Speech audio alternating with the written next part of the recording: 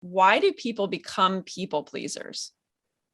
Because we don't believe that we are worth anything as we are. So we feel we have to do something extra, that we have to become something to be lovable, which is of course ridiculous, right? Because we started out as a baby. And if you don't like babies, maybe you can think about a puppy and you can think how lovable they are. And then nothing really changes. I mean, we go on being just as lovable as we were when we were babies, right? So it's really absurd that we think we have to perform, I really want to say, in a certain way for people to like us. And what you can think about in that people-pleasing mode is, well, if they like me when I perform, will they like me if I don't perform? So you really never get to feel the like or the love, the appreciation of other people, because you never know whether it's you or just the mask you're wearing, the role you're playing, the label you've taken on. Mm-hmm. So it's really just prolonging or protracting the suffering, this people-pleasing, because if ever you take that mask off, if ever you become just you, well, people still like you. Mm-hmm. So people-pleasing is a lot of things to unravel, and it's obviously got to do, as you just mentioned, with the treatment you had in your childhood and how you grew up and possibly other events in life. So that is all some delicious stuff to dive into and to clear, really. Mm-hmm. We can clear it. So let's talk about how to clear that, right? How does one, if they, in the example of, right, coming out of or being in a narcissistic abuse kind of relationship or an unhealthy relationship, how does one overcome that people pleasing? How does that work? I think it's easy to do through self-love rituals. So the more you confirm your idea that you are lovable, the better. So what we want to get into is a space where we have unconditional love for ourselves. So it might not be the love that our parents had for us, because it could have been conditional. It could have been, Katrina, we love you when you behave, right? Meaning that if you don't behave, we don't love you, or we love you if you get good grades, right? So we could have had a lot of conditions put on love when we were little. And again, I would really advise that we start with ourselves.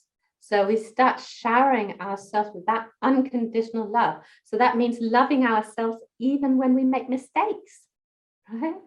It means loving ourselves even when we are not beautiful, slim, rich, whatever it is that we want to be. Loving ourselves right now, today, as we are. And I think that is something we have to do consciously.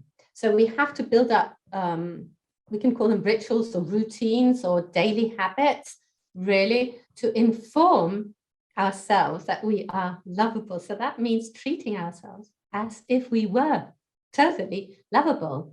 And there are lots of things we can do to that. So I really don't know where to start, Andy, on this, because that is one of my favorite topics. Yeah, no, I love it. Absolutely. And some of the ideas you've already shared fit into that, right? Just doing committing to something like taking a bath and lighting candles and giving yourself that kind of luxury and all those kinds of things, I think, fit into, right, ways we can increase that self-image. And therefore, if we increase that self-image, we're not going to be as inclined to people please and, all that kind of stuff in life. So I love it. Because we'll feel that we're perfectly fine as we are, right? We don't have to do anything extra.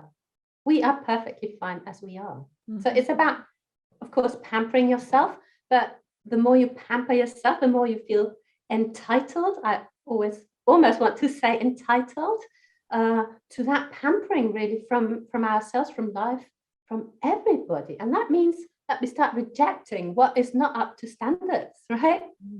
We can say no to the stuff that it's not really in accordance with how we are used now to feel. A few years ago, we talked about our new normal.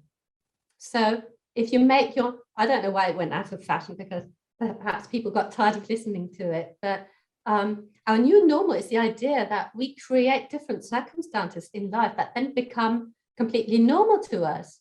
So we wouldn't even consider accepting anything less. And again, I think this comes in little incremental steps. It's not about the big events in life. It's really about what we do every day. Right.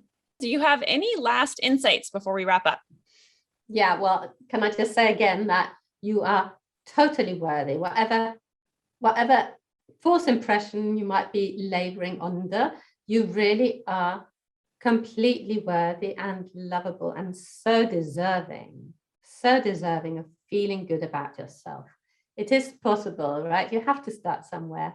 So I think, Andy, we can just encourage our audience to start somewhere today, right? Yes, today's a great day to start. Yeah. I love it. Well, thank you so much for doing this with us again, Katrine. I really appreciate it.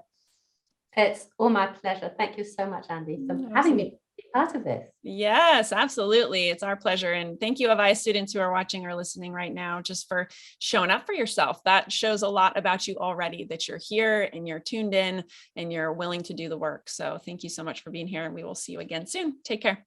Hey everyone, thank you so much for joining us for this latest class with Katrine Horn. She was back with us today talking about how to evolve your self-image and set yourself free. I really enjoyed this conversation. I love that she gave us so many actionable steps, right? Different things that you can do in your life to build your self-image, to build the trust in yourself, to stop doubting yourself, especially if you've experienced gaslighting. That can be a difficult thing to accomplish, because oftentimes you're left feeling like, wait, am I the crazy one? Am I the one that's missing something here? It must be me, those kinds of things. So all these different things you can do, right? Making commitments to yourself. I'm going to do this bath on Friday night, like we talked about, or I'm going to go to the gym on Wednesday morning at 8 a.m. and I'm going to feel so great afterwards that I did it, and my body's going to feel so great, and committing to those kinds of things and then following through on them to build that self-trust, to build that feeling of worthiness within you. So I hope that you found this helpful in your journey, everyone. We will see you again soon. Take care. AVAIYA has changed my life. AVAIYA has made me the woman I am today. AVAIYA is my home. AVAIYA is personal freedom. AVAIYA is the reason my life continuously improves. Let everyone in your life know about AVAIYA. Everyone needs to know about this amazing company. Thank you, AVAIYA, for appearing in my inbox. What Ike Allen and Andy Anderson have created at AVAIYA is what the world needs.